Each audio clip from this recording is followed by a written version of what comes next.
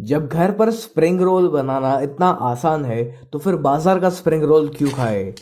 और ऊपर से आज हम इस वीडियो में ये भी जानेंगे कि आप स्प्रिंग रोल की शीट को घर पर कैसे बना सकते हो। तो इस स्प्रिंग रोल शीट को बनाने के लिए हमें लेना है 1 कप मैदा यानी कि ऑल पर्पस फ्लावर। इसी के साथ हम इसमें ऐड करेंगे आधा cup corn starch. Corn starch डालने से जो स्प्रिंग रोल की शीट्स है ये काफ़ी क्रिस्पी बनती है। अब मैं इसमें ऐड कर रहा हूँ 1 छोटी चम्मच नमक और फिर इन सभी को हम एक बार अच्छे से मिक्स करेंगे। फिर हमें इसमें पानी ऐड करना है और इसका बैटर रेडी करना है। और जो बैटर है ये बिल्कुल पानी की तरह पतला होना चाहिए, लेकिन इसमें एक साथ सारा का सारा पानी ऐड ना करें वरना इसमें लम्प्स यानी कि गुठलियाँ पड़ सकती है। चलिए, जैसे कि आप देख सकते हो कि ये जो स्प्रिंग रोल शीट बनाने का बैटर है ये रेडी हो चुका है और ये बिल्कुल पानी की तरह पतला होना चाहिए। चलिए, बैटर तो रेडी हो चुका है। तो अब आपको इस प्रकार का एक पैन लेना है और इस पैन को पहले हम तेल से ग्रीस करेंगे। तो बिल्कुल थोड़ा सा तेल आपको इस पर डालना है और फिर एक टिश्यू पेपर की सहायता से इस तेल को हम अच्छे से पोंछ लेंगे। ऐसा हम इसलिए कर रहे हैं ताकि जब एक बार स्प्रिंग रोल शीट्स बनकर रेडी हो जाए तो हम उसको इस पैन में से आसानी से निकाल सके। फिर इस पैन को आपको थोड़ा सा गर्म होने देना है। अब आपको क्या करना है कि इस पैन को आपको थोड़ा सा तिरछा यानी कि इस प्रकार से टिल्टेड रखना है और फिर हम इसमें थोड़ा सा बैटर ऐड करेंगे और फिर इस पैन को हमें इस प्रकार से घुमाकर इस बैटर को हर तरफ इवनली स्प्रेड करना है। इसको 1-2 बार घुमाने के बाद इसमें जो भी एक्सेस बैटर है उसको आपको वापस बाउल में निकाल लेना है। इस बैटर को आपको इस पैन में बहुत ज़्यादा देर तक नहीं घुमाते रहना है वरना फिर आपकी जो स्प्रिंग रोल की शीट्स है वो काफ़ी मोटी बनेगी और फिर उसको खाने में आपको उतना मज़ा नहीं आएगा। अब ये जो शीट है इसको आपको मीडियम फ्लेम पर तकरीबन 1 मिनट के लिए पकाना है। इससे ज़्यादा इसको मत पकाइएगा वरना इसका जो कलर है वो धीरे धीरे चेंज होने लगेगा। अब ये जो पैन का साइड का हिस्सा है यानी कि जहाँ से हमने एक्स्ट्रा बैटर को बाहर निकाला था वो वाली साइड थोड़ी सी मोटी होती है, तो इसलिए ये जो एक्स्ट्रा पार्ट है उसको हम निकाल लेंगे। तकरीबन 1 मिनट हो चुकी है और जैसे कि आप देख सकते हो कि ये जो शीट है इसने इस पैन के किनारों को अपने आप ही छोड़ना शुरू कर दिया है। तो अब आपको एकदम ही सावधानी से इस शीट को उठाना है। ये जो शीट है ये इस वक्त काफ़ी गर्म होती है, तो जब आप इसको पकड़ने जाओगे तो हो सकता है कि आपको उंगलियों में थोड़े से चटके लगे। तो इसलिए आपको इस शीट को एकदम ही सावधानी से निकालना है। और फिर आपको एक प्लेट लेनी है और इस प्लेट के ऊपर आप पहले से ही थोड़ा सा मैदा या फिर कॉर्न स्टार्च छिड़क कर रखिए। ऐसा करने से ये जो स्प्रिंग रोल की शीट है ये इसमें चिपकेगी नहीं। और अब जो स्प्रिंग रोल की शीट थी उसको आपको इस प्लेट में उल्टा करके रखना है, यानी कि जो साइड तवे की नीचे की तरफ थी वो साइड अब ऊपर खुले में होनी चाहिए ताकि पंखे की हवा की वजह से वो जो शीट है वो ऊपर से अच्छे से सूख जाए। और इस शीट के ऊपर भी हम वापस थोड़ा सा मैदा या फिर कॉर्न स्टार्च छिड़केंगे ताकि जो दूसरी शीट हम इसके ऊपर रखे वो इसके साथ चिपक ना जाए। अब दूसरी शीट बनाने से पहले ये जो पैन है इसमें थोड़ा सा एक्स्ट्रा पार्ट बचा हुआ होगा इस शीट का, तो उसको आपको निकाल लेना है। ये हमें किसी काम का नहीं है। तो ठीक इसी प्रकार से आपको बाकी सारी शीट्स को भी रेडी करना है। शुरू शुरू में आपको 1-2 शीट्स को बनाने में थोड़ी सी दिक्कत आ सकती है, लेकिन जैसे जैसे आप इसको बनाते जाओगे वैसे वैसे ही आपके लिए बहुत ही ईजी होता जाएगा और आपकी जो स्प्रिंग रोल की शीट है वो आसानी से बनकर रेडी हो जाएगी। ये जो स्प्रिंग रोल की नीचे की साइड है यानी कि जो साइड तवे के ऊपर होती है वो हल्की सी गीली रहती है, तो इसलिए उसको उल्टा करके रखना बहुत ही ज़रूरी है ताकि वो अच्छे से सूख जाए। तो चलिए, ये जो दूसरी शीट है ये भी रेडी हो चुकी है और इसको भी हम मैदा या फिर कॉर्न स्टार्च से अच्छे से डस्ट करेंगे।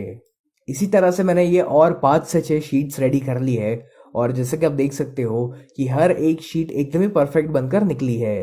तो अब इनको हम पूरी तरीके से ठंडा होने देंगे और तब तक हम स्टफिंग रेडी करेंगे।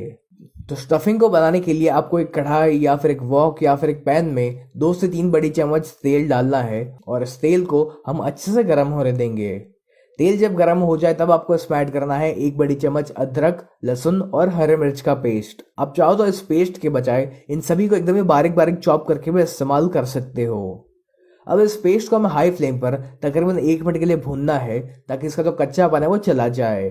जब अदरक, लहसुन और हरे मिर्च की पेस्ट अच्छे से सौते हो जाए तब हमें इसमें कुछ कटी हुई सब्जी ऐड करनी है। तो मैंने इस्तेमाल किया है 1 कैप्सिकम यानी कि शिमला मिर्च, थोड़ा सा पत्ता गोभी यानी कि कैबेज और थोड़ा सा कैरेट। आप चाहो तो इसमें थोड़ा सा प्याज का भी इस्तेमाल कर सकते हो। तो इन सभी वेजिटेबल्स को हम इसमें ऐड करेंगे और इनको हमें हाई फ्लेम पर तकरीबन 2 मिनट के लिए पकाना है।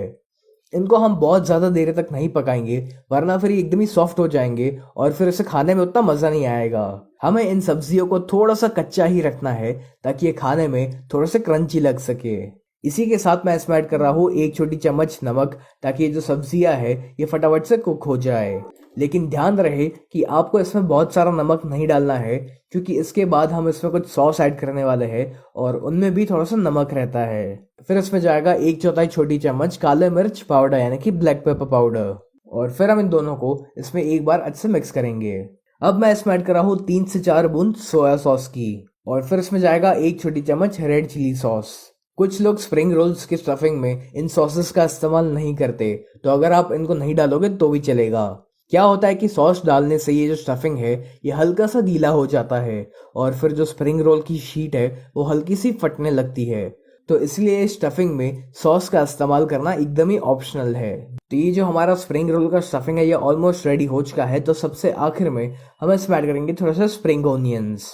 इन स्प्रिंग ओनियंस का बहुत ही बढ़िया सा फ्लेवर आता है, तो आप भी इनको ज़रूर इस्तेमाल करिएगा। तो लीजिए, हमारा ये जो स्टफिंग है ये रेडी हो चुका है। तो अब इस स्टफिंग को हम साइड पर ठंडा होने देंगे और तब तक हमें मैदा की एक पेस्ट रेडी करनी है। तो मैंने एक बोल में लिया हुआ है 2 बड़ी चम्मच मैदा यानी कि ऑल पर्पस फ्लावर, और फिर हम इसमें बिल्कुल थोड़ा थोड़ा पानी ऐड करते जाएंगे और इसकी हमें एक पेस्ट रेडी करनी है। इस पेस्ट को हम इसलिए बना रहे हैं ताकि हम स्प्रिंग रोल की शीट को आसानी से चिपका सके। चलिए, सारी चीज़ें बनकर रेडी हो चुकी है। तो अब हम ये देखेंगे कि स्प्रिंग रोल को बनाना कैसे है। तो मैंने यहाँ पर ये स्प्रिंग रोल की शीट रखी हुई है। तो अब इसकी किसी भी एक तरफ पर आपको स्टफिंग को डालना है। तो मैंने 1 बड़ी चम्मच जितना स्टफिंग का इस्तेमाल किया हुआ है। आप बहुत ज़्यादा भी स्टफिंग फिल ना करें इसमें, वरना आपको उसको फोल्ड करने में थोड़ी सी दिक्कत आ सकती है। अब जो मैदा की पेस्ट हमने बनाई हुई थी, उस पेस्ट को हमें इस स्प्रिंग रोल की शीट की तीनों तरफ पर लगाना है। इस मैदा की पेस्ट को आप अच्छे से हर तरफ लगाइएगा ताकि जो स्प्रिंग रोल की शीट है ये अच्छे से बंद हो जाए और फिर तेल में जाने के बाद खुले नहीं। अब इसकी जो साइड्स है इसको हम बीच की तरफ लेकर आएंगे और फिर जिस साइड पर हमने स्टफिंग लगाया हुआ था उस साइड को हमें इस प्रकार से फोल्ड करते जाना है। अब सबसे आखिर में हम यहाँ पर भी थोड़ा सा मैदा का पेस्ट लगाएंगे ताकि जो स्प्रिंग रोल की शीट है ये अच्छे से सील हो जाए। तो जैसे कि आप देख सकते हो कि ये जो स्प्रिंग रोल है ये रेडी हो चुका है, और ठीक इसी प्रकार से आपको बाकी सारे स्प्रिंग रोल्स को भी बनाकर रेडी करना है। अगर आपकी शीट में कहीं पर भी छेद हो या इसको फोल्ड करते समय पर वो कहीं से फट जाती है, तो फिर जो मैदा की हमने पेस्ट बनाई हुई थी उस पेस्ट को आप इस शीट पर लगा लीजिए ताकि वो जो छेद है वो भर जाए। चलिए, इसी प्रकार से मैंने सारे स्प्रिंग रोल्स रेडी कर लिए हुए हैं। तो अब बारी आती है इनको फ्राई करने की, और इनको फ्राई कैसे करना है ये बहुत ही ज़रूरी है। अगर आप इनको ठीक तरीके से फ्राई नहीं करोगे तो फिर ये जो स्प्रिंग रोल्स है ये उतने क्रिस्पी नहीं बन पाएंगे और अंदर से आपको ये हल्के से कच्चे भी लगेंगे। तो जो सबसे ज़रूरी चीज़ है वो ये है कि आपका जो तेल का तापमान है वो मीडियम गर्म होना चाहिए। जैसे कि आपने देखा कि जब मैं इसमें स्प्रिंग रोल डाल रहा हूँ तो तेल में काफ़ी धीरे धीरे से बबल्स आना शुरू हो रहे हैं, यानी कि जो तेल है वो मीडियम गर्म है। अगर आपका तेल बहुत ही ज़्यादा गर्म होगा तो फिर जो स्प्रिंग रोल्स है ये बहुत ही फटाफट से ब्राउन हो जाएंगे, लेकिन उतने क्रिस्पी नहीं बनेंगे और अंदर से भी आपको जो मैदा और कॉर्नस्टार्च है वो हल्का सा कच्चा लगेगा। तो इसीलिए जो तेल है वो उतना गर्म नहीं होना चाहिए। अब आपको इन स्प्रिंग रोल्स को मीडियम फ्लेम पर ही फ्राई करना है जब तक ये गोल्डन ब्राउन और एकदम ही क्रिस्पी नहीं हो जाते, और इनको अच्छे से फ्राई होने में तकरीबन 5 से 6 मिनट लग सकती है। एक साथ इसमें बहुत सारे स्प्रिंग रोल्स ना ऐड करें वरना ये फट सकते हैं, तो इसीलिए एक समय पर सिर्फ 3 या 4 स्प्रिंग रोल को ही फ्राई करें। जैसे कि आप देख सकते हो कि जो स्प्रिंग रोल्स है ये बहुत ही अच्छे से फ्राई हो चुके हैं, काफ़ी बढ़िया सा कलर भी आ चुका है इनके ऊपर। तो अब हम इनको बाहर निकाल लेंगे, और ठीक इसी प्रकार से आपको बाकी सारे स्प्रिंग रोल्स को भी रेडी करना है। मेरा ये वाला जो स्प्रिंग रोल था ना वो साइड से थोड़ा सा फट गया था, तो वहां पर मैंने मैदा की पेस्ट लगा ली है ताकि जो तेल है वो इसके अंदर ना जाए। तो है ना, ये स्प्रिंग रोल्स को बनाना एकदम ही आसान, और इनको बनाना जितना आसान है उससे कई ज़्यादा ये खाने में टेस्टी लगते हैं। अब मैं आपको इसका आवाज़ सुनाऊंगा ताकि आपको पता चल सके कि ये कितना क्रिस्पी बना हुआ है। चलिए इसे हम कट भी कर लेते हैं। तो ये गर्मा गर्म और बहुत ही क्रिस्पी स्प्रिंग रोल्स बनकर रेडी हो चुके हैं, और इनको आप शेजवान सॉस के साथ सर्व कर सकते हो। आपको ये स्प्रिंग रोल्स की रेसिपी कैसी लगी ये आप मुझे कमेंट्स में ज़रूर लिख कर बताइएगा।